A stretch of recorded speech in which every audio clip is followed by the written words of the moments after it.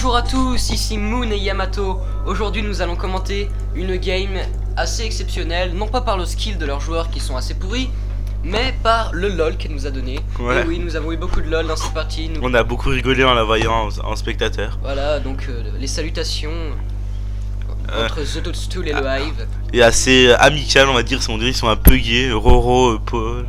Voilà, Bon, on va rien dire là-dessus. ouais. On va pas dire que Paul c'est un gay et tout.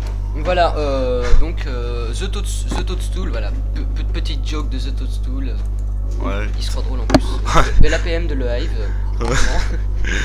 On voit que le Hive est à fond là, 15 donc, ouais, le Hive, donc joueur Protoss,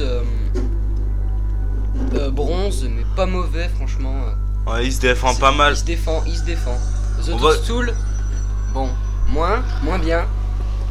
Mais bon, c'est quand même un joueur. C'est un joueur qui adore les Banshees, il en fait toutes les parties, peu importe la race qu'il y a en face. Peu importe à quelle minute il les sort. Normalement le timing Banshee entre 7 et 9 minutes on va dire, en étant vraiment large. Il te sort des Banshees à 15 minutes de partie. Mais ça c'est The Toadstool, on va pas lui voler la vedette, c'est son build, il fait ce qu'il veut. Donc là on voit le scout de le Hive qui vient scouter et Ouais, il early scout, hein, il scout vachement tôt. bah, Et The Toadstool qu'on va appeler Toad, parce que c'est chaud à dire. Ouais. Ne scoute pas, pour l'instant ne scoute pas, il n'en a pas encore trouvé l'utilité. On ne sait pas, c'est pas un grand fan du scout, hein, The Toadstool. Peut-être qu'il va scouter un peu plus tard pour voir la tech. Ouais, un peu plus. Là on voit que le early scout il aurait dû rester plus dans la base. Ah mais bon là tu vois s'il se prenait un proxy to gate et là il prend on voit le Hive qui a pris la Xel'Naga donc tranquille. On voit les APM qui sont pas super élevés. Ouais. On va passer à la production. Il lance 2 gates carrément, 2 gates direct. Ce serait un 4 gate push, non? Un 2 gate push je crois peut-être. Ouais Zealot, il chronoboost son Zealot. Donc ça je pense qu'il le fait systématiquement. Hein. Je sais pas d'ailleurs pourquoi il le fait, peut-être qu'il kiffe, quel chien. Ouais, je crois qu'il adore les Zealots aussi. À chaque fois que j'ai joué contre lui, il m'a tout le temps fait un push Zealot. Voilà, peut-être que ça pourrait surprendre The Toadstool, mais bon, je crois qu'il a fermé son wall. Bon, à part s'il fait comme Fad le noob. Non, le wall. Non, le wall est bon, Quand même, un joueur bronze qui fait un meilleur wall qu'un joueur argent. Bon. On se demande, qu'est-ce qui se passe? Et là, The Toadstool qui va enfin scouter. Peut-être qu'il va prendre la Xel'Naga, on sait pas. C'est quand même un late scout, je trouve. Ouais, là il est super late.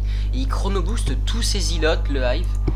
Apparemment, ça va être un push de Zealot. Je pense, ouais, un push Zealot. Mais s'il fait ça, pourquoi a-t-il pris son gaz? On se demande. C'est le grand mystère des joueurs bronze. Ils font des trucs, on ne sait pas trop pourquoi. C'est un mystère. Et il lance son cybernetic core, donc il tech, en même temps il rush, en même temps il fait plein de trucs en même temps. C'est un malade mental ce le Hive. C'est pour ça qu'on vous. Et là The Toadstool qui je pense va lui faire un centre technique sur sa B2. Voilà, là. Ça il le fait à chaque fois. Et il faut dire que c'est vachement chiant. Ouais. En Zerg, moi ça me casse les couilles personnellement. Il a pris cette technique avec Ponfétude. Voilà, des confrères commentateurs. Voilà, The Toadstool, le grand fan de Ponfétude. Nous les saluons d'ailleurs s'ils regardent cette vidéo, je ne pense pas. Ouais, ça on craint un peu avec nos 12 vues par vidéo, donc bon. J'avoue, ça passe un peu mal. Voilà, donc le Hive qui se lance, mais là il y a 4 marines contre ces 2 Zealots. On voit un Zealot qui court derrière comme un abruti. Et bah non, il attaque le deuxième supply, mais maintenant... ouais, The Toadstool qui je crois n'a même pas fait A plus clic. Hein. Ouais. Ah ouais, il arrive quand même à mettre le bâtiment en feu. Est-ce qu'il va prendre le supply? Non, il prend pas le supply. Et là, on va voir un magnifique, vraiment mythique move de The Toadstool qui ne répare pas le dépôt de ravitaillement. Non, c'est un rebelle, il préfère dépenser 100 pour le refaire. Toi, voilà. Il trouve c'est mieux. C'est un rebelle, il aime les explosions, The Toadstool. Ouais. Voilà, il a perdu. Et voilà, on voit qu'il part sur Banshee. Ouais, comme d'hab. Attends, montre, est-ce que le Hive va spotter la Banshee? Je ne crois pas. Le Hive. Est-ce qu'il a spoté le... Non, attends, celle-là... Non, il a vu juste l'usine. Ouais. Il n'a pas vu le stand technique qui est dessus. Mais... Et regarde là, regarde. Ouais. Voilà, donc la stratégie de The Toadstool qui paye vu qu'il prend... Enfin... Ouais. un zélote qui... Il y a un zélote occupé. On voit le chrono boost Chrono boost, ouais, sa porte de transfert. C'est Ouais. peut-être un 4 gate ou... Bah pour l'instant il en a que 2. Il a lancé sa forge, Ouais. donc pourquoi? Et pour l'instant il a quand même qu'un seul récolteur qui mine sur son gaz. Là une erreur de le Hive selon moi. Il aurait pas dû montrer qu'il avait déjà des trackers. Ouais. Ceux-là ça le gêne pas vraiment parce qu'il est vraiment loin d'avoir... Non mais je pense que Zototsul s'en fout, il va quand même Excusez-moi. il va quand même faire des banshees. Ouais. Il sort ses chars de siège.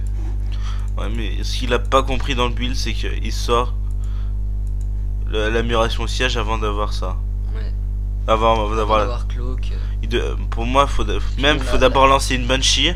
Tu prends l'amélioration clock. Ouais. Et t'en refais deux ou trois. Et ça Ouais, suffit. Parce qu'une fois dès qu'il a un détecteur ou des tourelles, elles servent plus à rien tes Banshee. J'avoue. À la limite tu peux toujours en refaire une pour le scouting. Ou pour aller. Et on voit Zototsul qui fait un centre technique, donc vu qu'il vient de se faire buter le sien, Zototsul qui tient absolument à avoir tous les bâtiments du jeu Ouais. dans sa base. Il aime bien tous les bâtiments Terran apparemment. C'est un grand fan des Terran et nous sommes un grand fan de lui, Zototsul. Nous Ouais. t'aimons. Donc voilà, on croit le Hive qui part sur complexe robotique. Ah bah Peut-être de l'immortal. non, c'est connaissant son adversaire The Toadstool, comme on a pu le voir en début de partie, il sait qu'il y a les Banshees qui vont arriver. Ouais, je pense qu'il va faire un ops. Il va faire un observeur. Ouais. Mais le problème de Paul là, c'est qu'il devrait déjà avoir au moins 2 Banshees à 8 minutes de partie. Une ou deux. Là, ça devrait être la deuxième en construit. Là, pas la deuxième, mais. Ouais, il lance le Banshee, mais le problème c'est son. Ouais. Ça sert à rien. Et le Hive qui prend B2. À 31 de pop. Ouais, c'est pas mal. Je pense qu'il va soir Ils ont sur. quand même pas un max de pop, hein. À 8 minutes de partie, 32 de pop, ça me paraît un peu court. Ouais, l'observeur qui sort. Ouais. Ouais. Et il a Warp Gate. Il a Warp Gate. Ouais, il a 2 Warp Gates. Mais il a juste 2 gates, hein. Je sais pas trop ce qu'il fait. Ouais, il est un peu comme. Il aime bien tous les bâtiments protoches. On sait toujours pas. Si. Pourquoi il a fait ça fort. Si, pour mettre un photon là, mais il n'y a pas trop d'intérêt. Ouais, je vois pas trop pourquoi il fout un photon ici. Et là les deux joueurs qui ont quand même très peu d'unités à 9 minutes de partie. Ouais. Bon, c'est pas des ergs. Et là, ouais, donc le premier siege tank qui sort, je pense que. Il sait pas trop le placer. Et il est en plus un siège tank très mal placé parce qu'il a à portée d'un push. Il peut se faire sniper tranquillement. Bon, Voilà. La première. La première Banshee de The Toadstool qui vient ici. Qui nique un pylône.